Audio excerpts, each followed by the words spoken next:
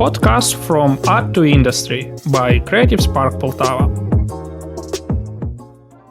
Hello, you are listening to an educational audio podcast on creative entrepreneurship created as a part of the British Council's Higher Educational Enterprise Programme. Today we will talk about where ideas come from and how to create a successful creative idea. Today with you are Alexander Rustian, Creative Spark Poltava Project Manager, and Jovana Radulovic, Head of the School of Mechanical and Design Engineering at the University of Portsmouth, with whom we are collaborating on this project. Hello, Jovana. Hello, Alex. When my team and I were planning a podcast program, Jovana, it was you who insisted to devoting an entire episode to the topic of generating ideas. Why do you think this topic is so important? Yes, I really think this topic is important because idea generation is a process of creating, developing, and communicating abstract, concrete, or visual ideas. Idea generation is the start of the idea management process and it focuses on coming up with possible solutions to problems and opportunities. Ideas are the first step towards making improvement. Ideation is the act of forming ideas. It is a creative process that encompasses the generation, development, and communication of new thoughts and concepts, which in the field of cultural industries becomes the basis of innovation. For example, each of us has a hobby. There are cases when people doing their favorite activity start to monetize it, turning it into a business idea. There are many ideas for creative handmade products that can be sold online.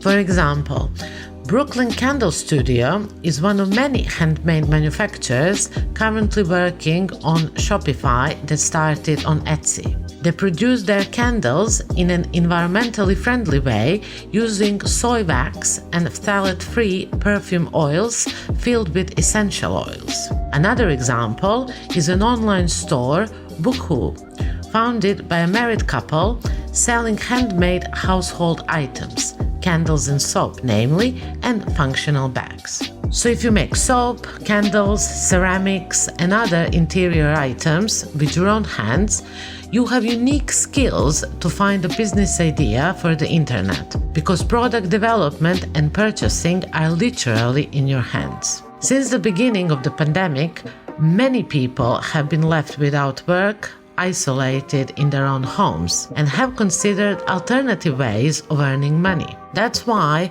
monetizing your own hobbies sounds like a great idea to me. Yes, that's great. In Ukraine, there are also successful examples of creative businesses that are successfully sold abroad through international marketplaces. For example, the company that makes wooden maps of the world, Enjoy the Wood. Many people are inspired by such examples, and people wonder how to find their breakthrough creative ideas and what methods can help in generating ideas. Everyone needs a little challenge or inspiration to get them into the routine of constantly contributing ideas. There are several idea generation techniques. These are creative tools that help generate ideas in any situation. From games to challenges to concepts, these are a couple of methods that everyone can use. One of the methods is first principles design. This creative ideation technique was recently popularized by Elon Musk. In his tweet, he said, "When you strip your idea of investigation back to its first principles, you can bypass traditional solutions in order to reach exciting new conclusions. It's all about not simply doing things the same way because that's how other people have been doing it. It is going back to core truths and the bare facts. So-called starting from first principles. We start by making a list of all the things we think we know about the subject. Then, for each entry, we ask ourselves how and why did we know that piece of information? Were we told about it? Did we experience it ourselves? What is the evidence that supports this idea? And once we establish what is real, we work from there. Also, a good method for me is blue sky thinking. If there were absolutely no limits, no judgments, and no consequences, where would our imagination take us? That's the question behind blue sky thinking. In this type of idea generation, we will go wherever the imagination takes us. We create a space where all ideas are welcome, no matter how crazy, silly, or unlikely they may initially seem. Try not to judge yourself while you're having ideas, and instead ask yourself, what if? This small flight of fantasy helps us unlock creativity. There will be plenty of time to evaluate the ideas later, but for the blue sky thinking, imagine anything is possible. We also use the method, the 5 W's and the H. I use this with my students. It means who, what, where, why, when, and how. The 5 questions that any good journalist needs to answer in their opening paragraph. It might sound simple, but answering these 5 questions when faced with any challenge can be one of the easiest ways to define our parameters in order to generate a practical, realistic solution. However, there are many other methods such as mind mapping, collaborative innovation, and social listening techniques, idea capture, thinking hats, creating word banks, and others. Very interesting. That is, there are many methods and everyone can choose the one they like best. However, I believe that not only a successful method affects the idea, but also the team itself. I know that there are many ways to develop your creativity. Yes, Alex, you're right. We have already researched the issue of developing creativity with the professors of Poltava University of Economics and Trade and have a joint podcast, Creativity for the Creative. By the way, you can listen to this podcast on the Creative Spark Poltava channel. But I noticed that when we come together as a team to create certain ideas, each time the effectiveness may be very different. Probably our environment, place, mood influence the creation of ideas. How to create the most favorable environment for generating ideas? How to organize the process of generating new ideas in the best way? The environment makes a big difference to our creativity and the way our brain works. Our surroundings, like temperature or light, influence our brain activity. We can simulate our ideas generation by producing environment that help creativity. Moderate ambient noise levels are best for creative thinking. Loud music is not recommended, and a quiet environment helps us focus, which makes it difficult for us to think creatively. Comfortable clothes and comfortable seating are advised. During idea generation, we are meant to get outside our comfort zone, which is difficult if we are already uncomfortable. This also means making sure that it's not too hot or too cold in the room or the immediate environment where we are generating ideas. It is important that everybody is comfortable. Food and refreshments are also welcome, but try providing energizing snacks. A heavy meal can make us sleepy. But I noticed that sometimes good ideas do not come immediately. We can get together with colleagues to discuss an issue and not to find a solution. Then we break up, do other things, and after a while, a good idea can come by itself. Yes, regular breaks are advisable to take a step back from ideation and let some ideas incubate. The incubation of ideas often leads to moments of problem-solving insight. A leisurely walk outside or a quick physical activity can make a difference to idea generation dynamics. Some creative spaces are built with creative thinking in mind and include interesting architectural elements, word walls, toys, games, group and private workspaces, and stunning views. Away days are also effective. Changing that familiar environment with something new and different helps spark creativity. Having a dedicated person to take notes and record ideas can be helpful. That allows participants to talk and think without worrying about taking notes or losing any ideas. Break out into smaller groups for one-on-one ideation, and ideally pairing people with different strengths and interests, for example, clients with consumers, also works well. Interaction and involvement of everybody is key. The visual simulation in the room is great for the creative mind. There could be pictures related to the topic around the room to spark inspiration. Having things available to hold, touch, feel and play are also effective. This is called embodied cognition. Keeping hands busy allows the mind to think more effectively. Fiddling with toys can distract the mind and allow for free-flowing connections to be made. That's interesting. It turns out that every detail is important. No wonder why leading IT and creative companies pay so much attention to their offices. In order to create pipeline for creating creative ideas, you need to create super comfortable environment. By the way, I have heard that there are many exemplary creative hubs in Britain.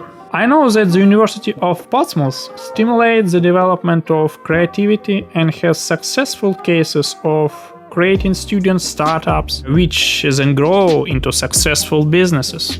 You are right. Britain has all the conditions for this. This environment is created by entrepreneurs and has the support of government organizations. Almost every university has its own creative hub or startup incubator where students, young entrepreneurs, work with mentors or their teams. Across the UK, there are many innovation and creative hubs, integral to the sustainability and growth of the creative economy. Nesta defines a creative hub as a physical or virtual place that brings enterprising people together who work in the creative and cultural industries. Creative hubs are made up of many shapes and sizes, from buildings that house creative practitioners and businesses to temporary labs and incubation spaces which ignite innovation, to online networks that bring people together through an annual program of events. While some spaces specialize in a specific sector,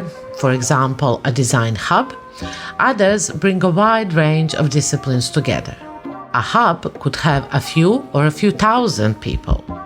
Every creative hub is specific to its geographic position, cultural context, community, and funding.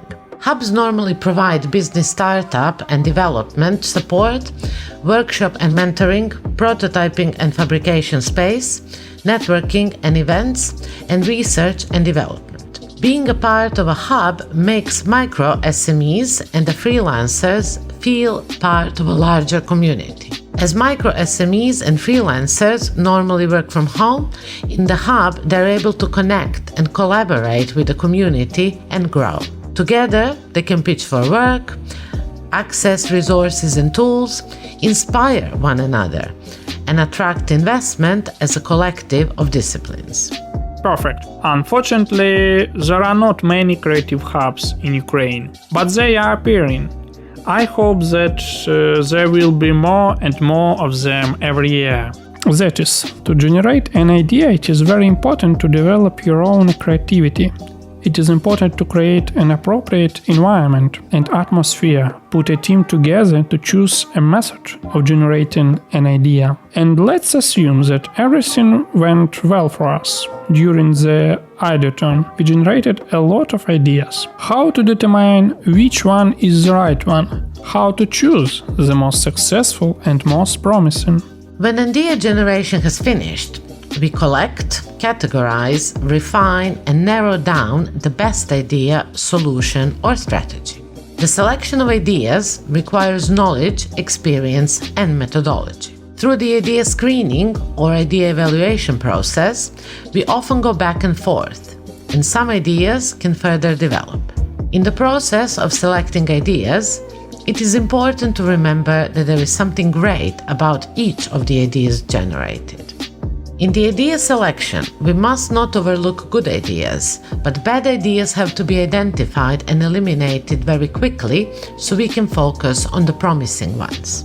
In the selection process, clear goals and criteria have to be defined. which kind of ideas we want. For example, are we looking for something radical or incremental innovation? Everybody will instinctively have different views and opinions on the generated ideas. And it's important that evaluation criteria is clear and understandable to everybody. There are several methods we can use to select the best idea quickly and efficiently. Converging, post-it voting or dot voting, 4 categories method, bingo selection, idea affinity diagrams, and others. Whichever idea selection method we use, it is essential that ideas are evaluated based on defined selection criteria, and then we rank them according to how they meet these criteria. These idea selection criteria will help us choose ideas which fit well into our goals and needs. Typical questions to define criteria are: does it fit with people's needs? Is there demand? Does it really meet the goals set initially? Does it meet the requirements in our problem statement? Does it answer our "how might we" questions in a satisfying way? Is it different enough from what exists to add additional value? Do we have access to the budget, enough to implement even partially? Is the technology available? Will we be able to roll it out with the available resources? Can we get approval from decision makers? And many other important questions. Okay, let's say we have answered all these questions, but how can we evaluate our answers and choose an idea to implement? For this step, we can use different techniques. One is apply the now, wow, how matrix provides a mechanism for evaluating ideas based on. Now, ideas that can be implemented immediately, but which lack novelty. Wow, ideas that can be implemented and are innovative. And how, ideas that could possibly be implemented in the future. That way, we differentiate now, wow, and how ideas. Another technique is Edward de Bono's 6 thinking hats. This technique provides a range of thinking styles to apply to idea selection. It involves purposely evaluating and considering ideas through various mindsets, so as to uncover the widest range of possible angles. It helps break participants out of their set styles of thinking and forces them to look at ideas being assessed from multiple viewpoints and assessment criteria. Thank you, Giovanna. There are really very good methods. We use them during the ideation with students and entrepreneurs. By the way, working with creative people, teaching them and organizing ideations, I can say that people themselves are a source of ideas that inspire others with their creativity and creative projects. And in general, creative people are very interesting. They are just full of ideas. I watched them during ideathons with admiration. But what should an artist do if he has a creative crisis? It's great working in a creative industry, but it can be tricky to stay enthusiastic and inspired all the time. Leading designers and artists advise that we should stay persistent and patient and have faith in ourselves. Creative crises or creative block, when they happen, they're only temporary. Don't give up too soon and don't put pressure on yourself. Search for references and discuss it with others. Change your routine and get a fresh perspective. Don't be afraid to step away and don't be afraid to push the boundaries. Expand your mind and explore other disciplines. Go against the flow and broaden your horizons. Look back at your life lessons and experiences and tap into your subconsciousness. When ideas start emerging, write them down on paper and always carry a sketchbook. Grab some you time and sleep on it. I think your advice will be useful to our listeners. I hope that using them we will see the growth of creative sector and an increase in the number of creative ideas that will grow into successful projects and monetize. Thank you, Giovanna, for our conversation today. Thank you, Alex. And today you listen to a podcast about creative entrepreneurship from art to industry by Creative Spark Poltava, created as a part of the British Council's Higher Educational Enterprise Program. In the next episode, we will talk about how to turn a creative idea into successful business. And today you were with Alexander Ustyan and Giovanna Radulovic.